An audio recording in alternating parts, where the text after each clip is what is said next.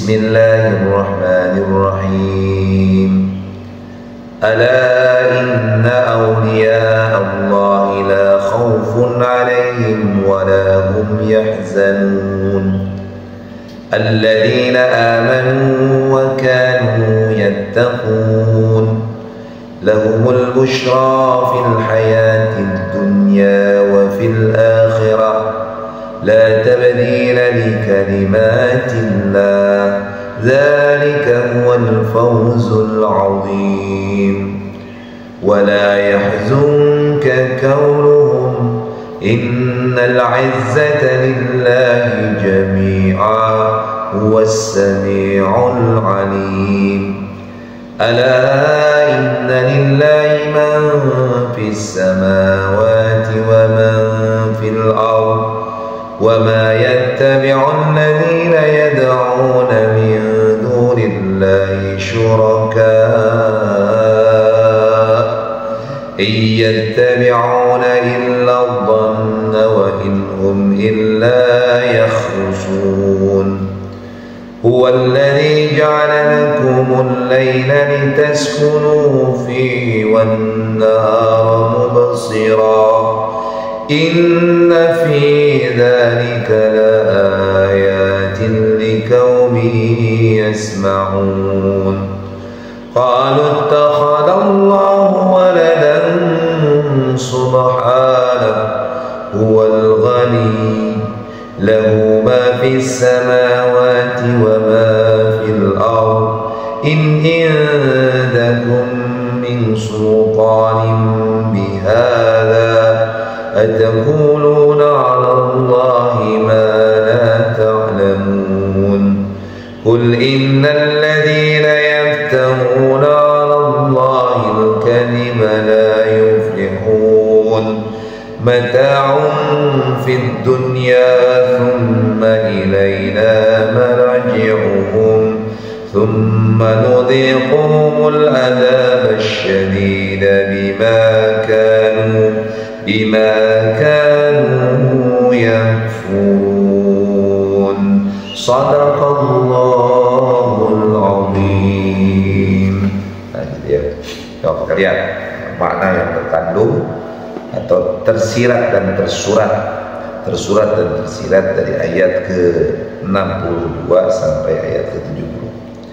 A'udzubillahi minasyaitonirrajim. Ala inna awliya Allah. Ingatlah wali-wali Allah itu la khaufun alaihim wa la hum yahzanun. Tidak ada rasa takut, tidak ada rasa sedih hati. Siapa wali Allah? Wali Allah itu innama yakhshallahu min ibadihi ulama. Siapa wali Allah? Innama waliyullahu alladhina amanu wa amilus salihat. Para wali-wali Allah itu orang yang beriman, yang melaksanakan soleh, yang menegakkan sholat. Jadi yang disebut waliyullah itu wali aulia, itu kata dari wali itu artinya pelindung, penolong Allah. Kenapa Allah perlu ditolong? Bukan Allah yang ditolongnya, tetapi agamanya yang ditolong. Ketika kalimat wali berarti seseorang itu menjadi wakil daripada seseorang. Disebut wali ya. Wali itu orang yang memberikan perlindungan kepada seseorang. Maka ada istilah kata wali murid, ya kan? Wali murid itu adalah orang atau guru yang ditunjuk oleh sekolah untuk melindungi anak-anaknya agar dia belajar dengan benar sesuai dengan target dari pembelajarannya itu. Nah itu fungsinya wali. Orang yang mau menikah perlu wali. Bagi perempuan, laki-laki nggak perlu wali. Kenapa perlu wali? Karena wali inilah yang menafkahi lahir dan batin anaknya sampai usia dia dinikahi atau akan dinikahi oleh seorang laki-laki. Maka wali inilah yang bertanggung jawab baik secara hukum agama maupun hukum negara. Itu kalimatnya tuh. Makanya kalau perempuan ya belum 17 tahun atau laki-laki belum usia ber-KTP, maka yang menjadi walinya itu orang tuanya. Kalau ada apa-apa maka orang tuanya yang kena seret-seret tuh. Misalnya anak ke sekolah, dia nakal, dia ngebully temannya, maka yang disalahkan bukan hanya anaknya, tetapi orang tuanya yang dipanggil. Karena apa dia? Karena dia bertanggung jawab terhadap perkembangan anaknya. Nah, kita kembali, waliullah, wali-wali Allah bukan artinya dia bertanggung jawab kepada Allah, bukan. Maknanya waliullah itu adalah orang-orang yang memberikan, menolong agama Allah dalam kehidupan dunia ini. Di mana wali Allah itu adalah orang yang beriman kepada Allah, orang yang menegakkan syariatnya Allah. Itu waliullah namanya. Paham ya? Termasuk kita ini waliullah. Waliullah artinya orang yang beriman kepada Allah, orang yang menegakkan hukum-hukum Allah dalam kehidupan ini dan menjaga hukum-hukum itu agar tetap tegak terus terlaksana. Itu. Nah, bagi wali-waliullah tidak ada rasa takut dan tidak ada rasa sedih hati. Kenapa? Contohnya gini aja, sejauh-jauh lah. Kalau kita misalnya polisi itu kan berani, ya kan? Kenapa berani dia? Karena dia punya kewenangan yang diberikan oleh negara. Dia diwakilkan oleh negara untuk melindungi masyarakat dari kejahatan. Maka dia berani, ya kan? Karena dilindungi oleh negara, dilindungi oleh undang-undang. Nah, kita harus berani. Tidak boleh ada rasa takut, tidak ada rasa sedih hati. Kenapa? Karena kita dilindungi. Siapa yang melindungi kita? Allah. Kalau negara mah bisa melindunginya juga belum tentu sehebatnya Allah. Tapi kalau Allah yang melindungi, maka tenang, tidak rasa sedih, tidak takut, tidak ada rasa jiper dan macam sekarang. Jadi kalau ada orang yang waliullah penakut, nah, maka dalam sejarah kita lihat wali-wali Songo, ya, wali-wali Songo itu pada berani, nggak takut berdakwah kepada Belanda untuk agar mereka pergi dari negara NKRI menyebarkan Islam. Kenapa? Karena yang nge-backing-nya Allah. Nah itu. Jadi kalau ada ulama, ada ustaz masih takut-takut, dia bukan waliullah. Nggak takut. Apa yang ditakutkannya? Apa yang perlu diucapkannya? Qulil haqq walau kana murran. Jadi katakan benar walaupun itu menyakitkan. Yang hak katakan hak, yang batil katakan batil. Nah itu. Jadi ingatlah. Nah, kalimatnya Allah, pakai kalimatnya. Ingatlah, katanya begitu, bahwa wali-wali Allah itu tidak ada rasa takut bagi mereka dan tidak ada rasa sedih hati. Siapa wali Allah itu? Alladzina amanu wa kanu yattaqun. Ini lebih tegas lagi. Wali Allah yang tidak memiliki rasa takut dan tidak memiliki rasa sedih hati adalah orang-orang yang beriman, yang mereka bertakwa. Nah, jelas ya? Cirinya tuh orang yang beriman dan bertakwa. Lahumul busyra fil hayati dunya wa fil akhirah. Maka bagi mereka itu kabar gembira atau kebahagiaan dalam kehidupan dunia, begitupun dalam kehidupan akhirat. La tabdila li kalimatillah. Tidak ada perubahan bagi janjinya Allah. Dzalika huwal fawzul 'azim. Demikian itulah kemenangan yang agung. Nah gitu.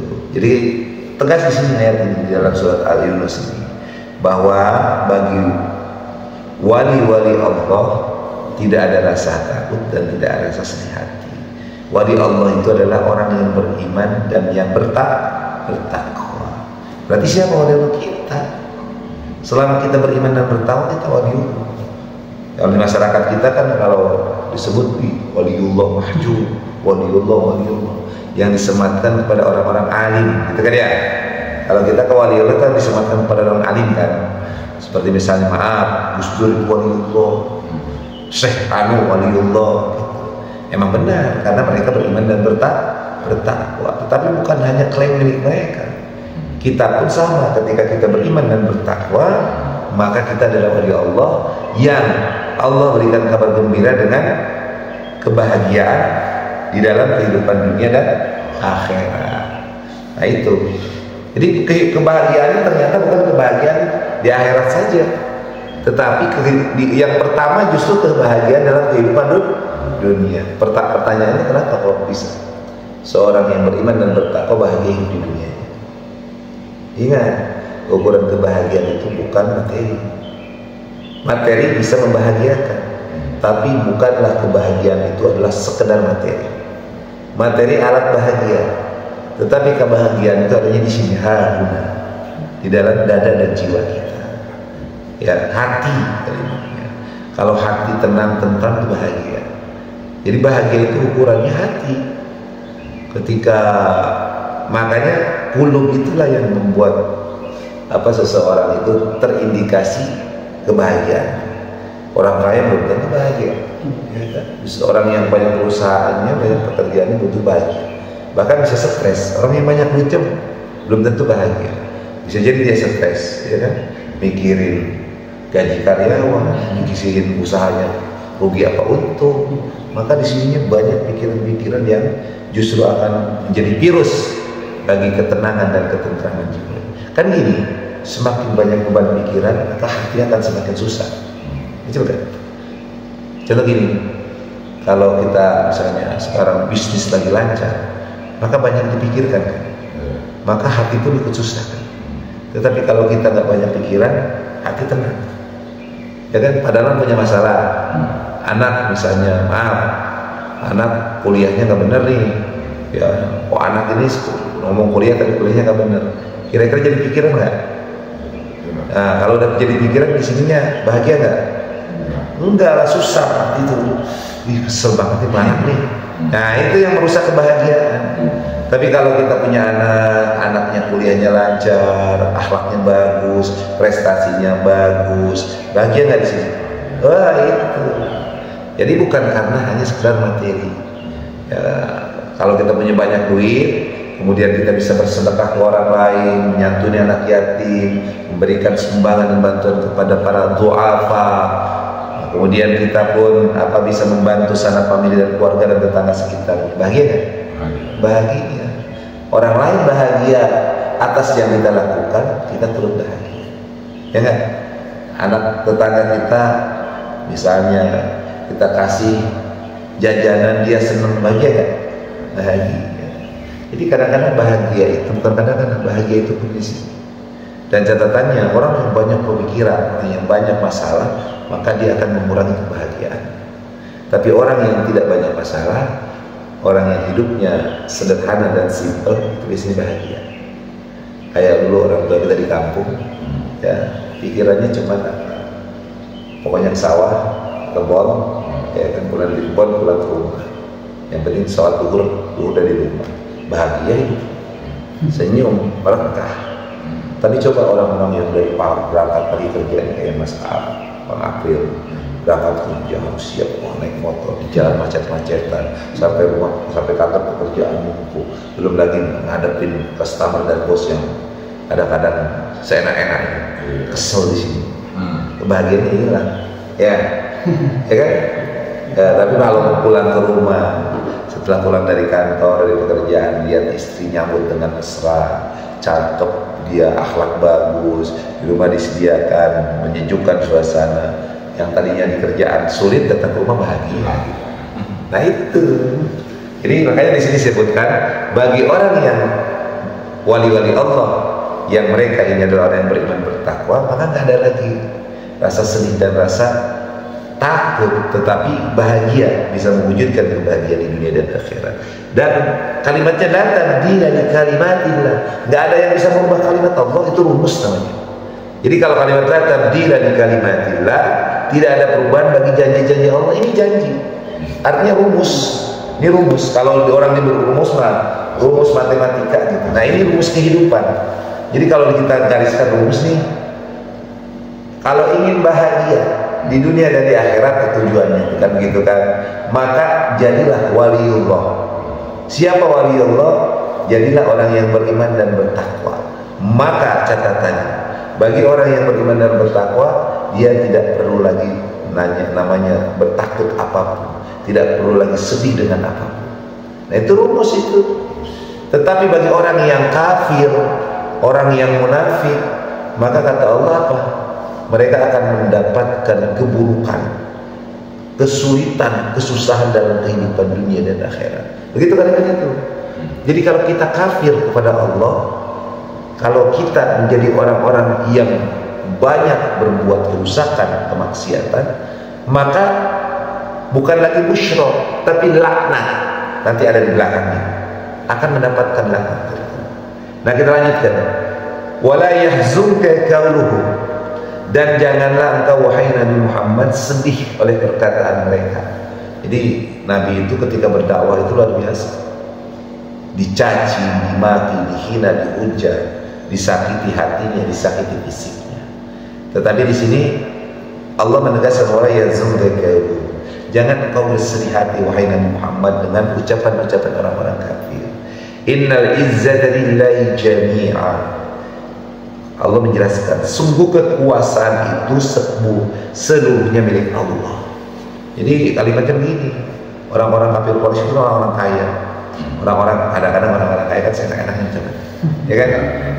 Orang kaya, penguasa. Kadang-kadang seenaknya kan, enggak memandang, enggak menjaga perasaan, seucap-ucapnya aja. Maka bagi kita nggak usah sedih dengan ucapan-ucapan orang-orang kafir itu. Ya, kenapa? Karena seluruh kekuasaan itu milik Allah, milik Allah. Was-sami'un alim, Allah itu maha mendengar lagi maha mengetahui. Ini nggak usah takut. Allah itu mendengarkan apa yang terjadi dan mengetahui segala apa hal yang terjadi. Kemudian, ala inna lillahi man fis samawati wa man fil ardh. Ingatlah, sesungguhnya milik Allah lah segala apa yang ada di langit dan segala apa yang ada di bumi. Artinya Allah meliputi siapa yang ada di langit dan siapa yang ada di bumi. Kalimatnya man itu artinya orang, makhluk. Ingatlah sesungguhnya kepunyaan Allah lah siapapun yang ada di langit dan siapapun yang ada di bumi. Artinya kalimat di sini kalimatnya milik Allah. Ya. Kemudian wa ma yattabi'ul ladzina yad'una min dunillahi syuraka. Dan orang-orang yang menyeru sekutu-sekutu selain Allah tidaklah mengikuti suatu keyakinan, mereka hanya mengikuti persangkaan belaka. Wa in hum illa yakhrusun, dan mereka hanyalah menduga-duga. Jadi gini, apa-apa yang disekutukan selain Allah oleh orang-orang dalam kehidupan dunia ini, itu tuh hanya praduga mereka saja. Ya. Jadi mereka itu hanyalah sekedar persangkaan dan perdugaan, hanya menyangka dan menduga. Contoh gini, ada orang yang nyembah patung, nyembah kepada matahari, nyembah kepada roh. Mereka menganggap bahwa mereka itu Tuhan. Mereka menganggap bahwa itu adalah makhluk yang bisa mengabulkan permohonan mereka. Maka sesungguhnya itu hanyalah praduga, dugaan dan sangkaan saja. Kalimatnya zanni sama yakhrusun, artinya prasangka dan sebuah yang menduga-duga. Namanya menduga-duga kan gini, wah jangan-jangan, wah jangan-jangan kan gitu kan, wah jangan-jangan nih, wah kayaknya, misalnya gini, tadi malam misalnya Indonesia ketemu dengan Australia, wah ini dugaan saya,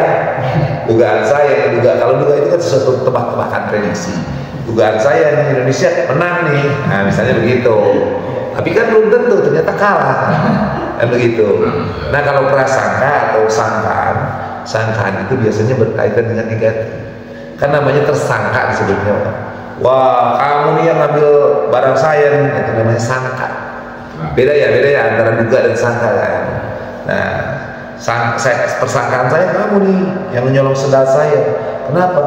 Itu soalnya kamu kan biasa maling, nah gitu kan. Tapi belum tentu kan. Nah, dugaan adalah sesuatu yang boleh dikatakan memprediksi. Kalau sangkaan biasanya berkaitan dengan hal-hal yang menuduh. Nah, apa-apa yang disembah selain Allah itu adalah dugaan dan sangkaan orang-orang yang bodoh, orang-orang yang dalam bahasa sekarang itu dungu, ya orang-orang yang dungu. Kemudian, huwallazi ja'ala lakumul laila litaskunu fihi wan nahara mubsira. Dialah yang menjadikan malam bagimu agar kamu beristirahat padanya dan menjadikan siang terang benderang. Artinya gini, kalau malam itu memang untuk istirahat, Allah ciptakan, jangan melawan hukum Allah. Kalau malam dijadikan untuk beraktivitas, maka akan ada dampak negatif. atau siang dijadikan untuk istirahat, hanya untuk tidur, maka akan terjadi penyakit. Coba aja, padahal malam begadang, ya kan? Pokoknya jangan tidur deh selama 5 hari. Apa enggak langsung lepak-lepak tuh otak? Padahal suruh piket 40 berarti 40 berapa? 48 jam tanpa tidur kan? Kuat kan? Bisa kuat sih, tapi nanti pas sudah akhirnya lepak. Ya, kita 1 hari 1 malam saja 24 jam nggak tidur, itu parah beratnya minta ampun. Kalau nggak tidur 1 hari 1 malam, itu balas dendamnya 3 hari 3 malam. Ya, kalau malam misalnya Mas Abdul begadang nih, begadang malam, nggak usah tidur sampai siang lagi, sampai jam 8. Kemudian tidur lagi yang siang, maka yang terjadi badan pada sakit, malam pusing. Benar nggak? Kenapa? Karena menentang hukum Allah. Kenapa? Karena Allah menjadikan malam untuk istirahat, maka istirahat itu malam, dan menjadikan siang terang benderang. Ya, artinya terang benderang itu artinya manusia beraktivitas dengan waktu siang itu. Kemudian inna fi dzalika laayatin liqaumin yasma'un, sungguhnya dalam hal yang demikian terdapat tanda-tanda ayat dari Allah Subhanahu wa taala bagi orang-orang yang mendengar. Kemudian qalu takhadallahu walada, maka mereka orang-orang Yahudi dan Nasrani berkata Allah mempunyai anak. Subhana, maha suci Allah. Wal ghani, dialah yang maha kaya. Lahu ma fis samawati wa ma fil ardh, milik Allah lah segala apa yang ada di langit dan apa yang ada di bumi. In indakum min sultanin bihada, kamu tidak mempunyai alasan kuat tentang ini. Kemudian ataquluna 'alallahi ma la ta'lamun, maka pantaskah kau mengatakan bahwa tentang Allah apa yang kamu tidak ketahuinya. Jadi orang-orang Yahudi dan Nasrani mengatakan Allah itu punya anak. Dia ada Allah punya anak, kayak orang-orang Mafia dan Kristen gitu kan. Kristen baik Katolik maupun selainnya, ya Protestan dan sebagainya kan banyak tuh. Ada Advent dan sebagainya, kita nggak sebutkan Kristen lah. Kalau dalam bahasa Al-Quran itu bukan Kristen, Nasrani. Nah, Nasrani ini kan meyakini bahwa Allah itu punya anak. Maka kata Allah Subhana, maha suci Allah. Artinya Allah itu nggak mungkin punya anak. Allah lah yang maha kaya, segala apa yang ada di langit, segala yang ada di bumi adalah milik Allah. Maka kata Allah Subhanahu wa taala, kamu tidak memiliki alasan yang kuat ya tentang mengatakan bahwa Allah punya anak. Nggak ada alasan. Ya, kalau Allah punya anak, jangan begitu. Kalau Allah ada 2 aja dalam kehidupan ini berantem. Ya sekarang gini, kalau ada 2 presiden di Indonesia apa nggak perang? Ya kan? Misalnya di negara Indonesia kita punya 2 presiden, 1, 2, ini apakah ribut kan? Pasti ribut kan? Nggak usah 2 presiden, kita mau pemilu nih. Ada berapa partai sekarang? Oh, apaan partai lebih? Ada 18. Ada 18 partai. Ada partai yang 18 partai gitu misalnya ikut peserta pemilu dengan partai daerah. Nah, partai ini saja kan sangat ribut dengan 3 calon presiden. Ya, 3 calon presidennya ributnya minta ampun kan. 3 calon presiden aja ribut. Gimana kalau ada presiden 3 gitu kan? Wah, udah ribut sekali. Maka nggak mungkin Allah itu memiliki anak. Kemudian qul innal ladzina yaftaruna 'alallahi al-kadhiba la yuflihun, katakanlah sesungguhnya orang-orang yang mengada-adakan kebohongan terhadap Allah tidak akan beruntung. Jadi kalau mengatakan bahwa Allah itu punya anak, Allah itu punya saingan selain dia, maka itu adalah sesuatu yang diada-adakan oleh orang-orang yang mendustakan. Maka orang-orang yang mengatakan demikian tidak akan beruntung dalam kehidupannya. Mata'un fid dunya summa ilaina marji'uhum, bagi mereka kesenangan sesaat dalam ketika di dunia, selanjutnya kepada kamilah mereka kembali, kemudian kami rasakan kepada mereka azab yang berat karena kekafiran mereka. Jadi gini, orang-orang kafir itu Allah berikan kelebihan, Allah berikan rahmannya Allah. Maka kalau kita lihat banyak orang-orang kafir itu, maaf ya, sukses. Sekarang yang Amerika misalnya hebat kan, Cina hebat, bahkan di Indonesia aja orang-orang kayanya orang-orang non muslim kan. Orang-orang Islam yang kaya berapa persen gitu kan. Rata-rata orang-orang yang kafir itu secara ekonomi keduniaannya bagus. Maka kata Allah, inilah yang disebut dengan mata'un fid dunya, kesenangan sementara dalam kehidupan dunia bagi mereka, bagi orang-orang kafir. Nah, tapi mereka akan dikembalikan. Mereka akan dikembalikan dengan kalimat innalillahi wa inna ilaihi raji'un. Tapi nanti kembalinya macam-macam tuh. Jadi manusia itu kembali kepada dua tempat. Yang satu yang paling rendah, yang satu yang paling tinggi. Yang satu nanti akan dicatatkan yang namanya di sijjin. Nih, yang satu akan dicatatkan di iliyyin. Ya. Jadi orang yang meninggal ketika dia mukmin, dia muslim, dia beriman, maka diregistrasi di iliyyin. Ya, dan orang yang banyak perbuatan buruknya, maka dia akan diregistrasi di namanya sijjin. Pernah dengar kan? Surat apa? Ya, Mama adraka masjid kitabun marqum wa ilu yawma idil lil mukaththibin. Kalimatnya begitu. Ya. Nah, inilah kata Allah Subhanahu wa taala, bagi orang-orang yang kafir maka diberikan kesenangan sesaat dalam kehidupan dunia, tetapi nanti akan dikembalikan kepada Allah Subhanahu wa taala sesuai dengan kekafirannya, yakni mereka akan masuk neraka. Summa nudhikuhumul adzab asyadid. Nah ini, kemudian kami akan menimpakan kepada mereka itu siksa yang keras, yang sangat keras, yang sangat menyakitkan karena kekafiran yang mereka kerjakan. Nah, kesimpulannya pertama, bahwa bagi orang-orang yang beriman dan bertakwa, maka tidak perlu ada rasa takut, tidak perlu ada rasa sedih hati. Tetapi bagi orang yang beriman dan bertakwa, harus memunculkan kebahagiaan dan mewujudkan kebahagiaan itu dalam kehidupan dunia dan kehidupan akhirat. Nah gitu. Kemudian jangan kita bersedih hati dengan berbagai macam hujatan-hujatan yang muncul dari orang-orang kafir dan fasik. Tak perlu dipikirkan. Biarkan mereka menghina kita, merendahkan kita. Kenapa? Karena hal itu merupakan ujian untuk kita. Semakin kita dihujat, semakin dihina, berarti ketika kita lolos, kita semakin mulia di mata Allah. Hina di mata orang kafir, mulia di mata Allah. Lalu yang ketiga, bahwa kita harus semakin yakin dengan Allah. Yakin dalam posisi apa? Walaupun hidup kita sekarang dalam kondisi biasa-biasa saja, miskin lah bahasanya, pas-pasan, jangan pernah iri hati dengan orang-orang kaya yang kafir. Kenapa? Karena bagi kita kemiskinan itu bukan berarti penderitaan, tetapi kemiskinan itu justru berarti kita akan mengarah pada kebahagiaan. Karena kalau orang kaya itu pertanyaannya makin banyak, yang dihisapnya semakin berat. Tapi kalau orang-orang biasa-biasa saja, pertanyaannya nggak berat, ya kan? Ya contoh kecil saja, kalau kita hanya diberikan tanggung jawab di laundryan, maka pertanyaannya nggak berat kan? Hari ini gimana laundryannya? Nah, memang enggak. Tapi kalau diberikan kepercayaan, pegang laundryan, pegang keamanan, pegang resepsionis, pegang manajemen, pertanyaannya banyak nggak? Banyak. Semakin detail. Nah, bagi kita orang-orang biasa saja, maka pertanyaan dihisabnya pun akan semakin ringan.